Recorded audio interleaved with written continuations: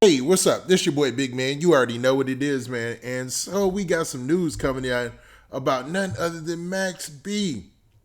For those of you who don't know, I'm talking about Bigga. I'm talking about the Wave God, whatever you want to call him, man. Maxb, man. Now, for those of you who don't know, Maxb is a rapper from New York, man, and he had a short run with sort of with Dipset. He was really with Bird Gang, man. And him and Jim Jones, they were doing their thing, man. And he left Bird Gang in about 2008. So we're going way, way back. Now, after he left Bird Gang, he actually started beefing with Jim Jones. But he started seeing some success because he was working with a young and up and coming rapper by the name of French Montana, and they were putting out some hits, man. They were still doing mixtapes, they were doing it still old school style, and they were killing it. But today it's some crazy news about Maxb. Maxb has so many aliases, man. He's got the Wave God. He's got Bigga. He's got Bigga, man. He's got Boss Don. He's the Silver Surfer, Wavy Crockett, and the Wave Master, man. Everybody knows about Maxb for who's from up north, man. He was just that dude.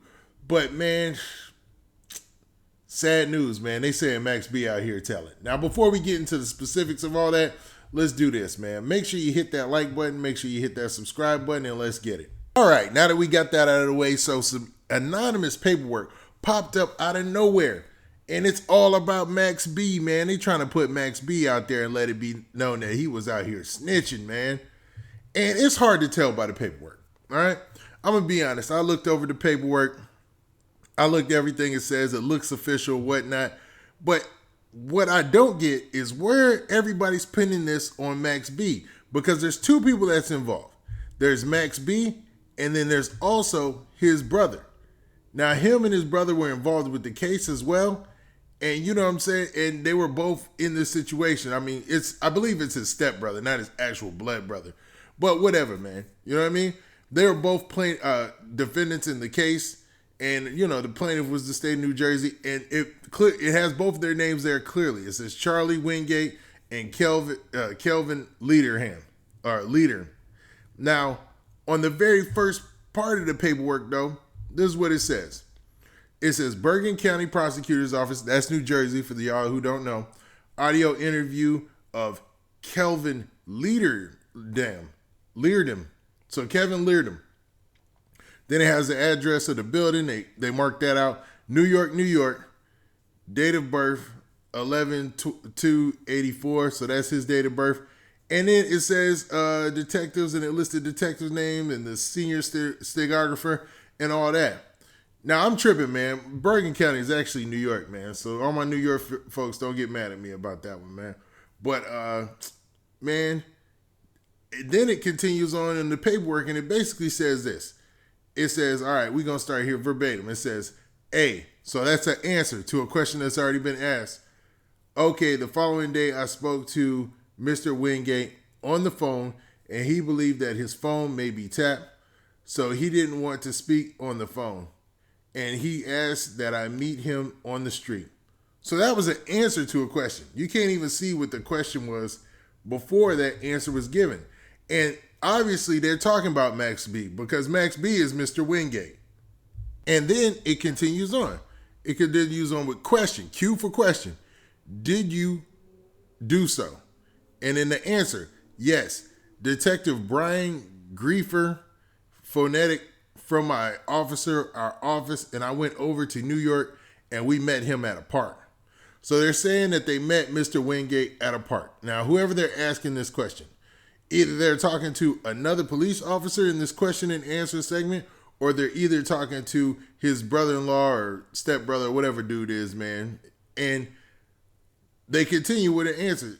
And he says, yes, Detective Brian Griefer, whatever, blah, blah. And we met him at a park. Now, they obviously met Maxb at a park. That's confirmed, right? All right, so let's continue on. The next question, Q. He said something about his phones being, he feared his phones were being tapped, so he didn't want to talk on his phone. So they're saying that Maxb felt like his phones were being tapped, so he didn't want to talk on the phone. I mean, Maxb was really out there in them streets, crazy. You know what I'm saying? You're a wild cat. So, you know, that's a good suspicion, you know? The answer to that question, A, exactly. He did not want to discuss any of these on the phone. He was afraid who might be listening. Then it ends with another question, and these all have asterisks next to them. It ends with another question. It says, "You know what? Let me go back," and then that's it. That's it for the paperwork, man. If this is all that they got to say that Maxb was out here telling, I don't know, man. Just because they wanted to meet him and they met him at a park or whatever, yeah, it sounds a little fishy. But man, come on, man. That's a stretch. That's a stretch. Now, this is where this starts to grow legs. Now, for those of you who don't know or can't remember, back in 2016, man, there was a lot of rumors about Maxb's coming home free. Maxb's coming home free. That was a rumor so many times over, I got sick of it. The Breakfast Club must have did like 3 different videos about, yo, Maxb, is rumors Maxb's coming home.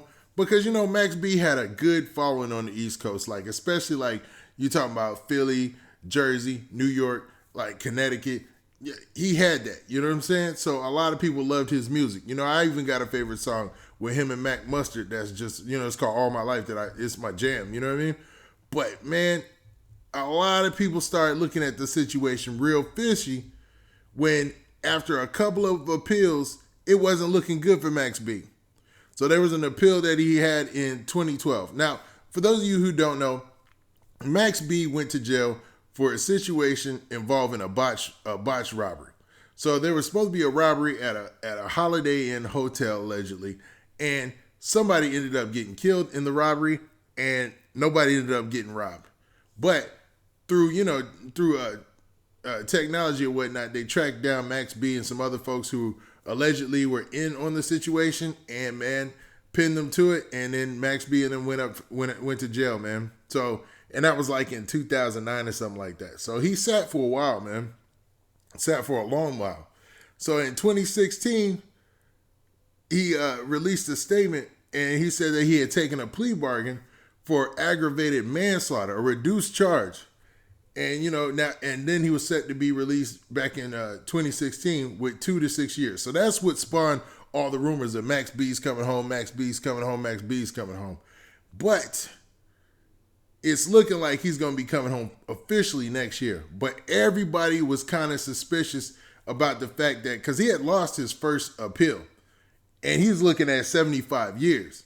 So 75 years, lost his first appeal. What exactly did he talk about to get his charge dropped and lowered, you know, and what kind of statement did he give in his plea bargain to get this kind of a deal? From 75 years to 2 to 6 years, that's a heck of a deal, man. So a lot of people were like, man, Maxb must be out here telling. And this paperwork just got released today. Didn't help that case, man. A lot of people been thinking that, you know, they've been saying it on the hip hop forums and stuff like that. A lot of the blogs and stuff like that. But nobody had anything concrete. And to be honest, this paperwork that they're coming with, this ain't concrete either, man. I wouldn't bet another man's life on it, you know, and not to say it's that serious because, you know, you don't know how people will handle it. But a lot of people look up to Maxb as a rapper and as an artist, so you never know. It seems like a weird situation. If they're going to release some paperwork, release the whole paperwork. Release everything, all the sheets, so that way people can make a real statement instead of putting out little pieces where it says he met somebody at a park or something like that, and it just draws suspicion when there really might not be anything to be suspicious about. Now, with that, man, I'm riding with Bigga still. I need more info, man. If y'all got more info than that or I'm missing something, tell me, put it in the comments, and I'll do another video, and I'll recant all that, man, if you got more proof. But until then, man, Wave got it is, man. Rolling with the Wave Master, man. I mess with Maxb, and that's what's up. Now, with that, that's been your boy, Big Man. Please hit that like button. Please hit that subscribe button. And make sure you hit that notification bell so you get a notification every time I drop this hot content. And we out of here. Peace.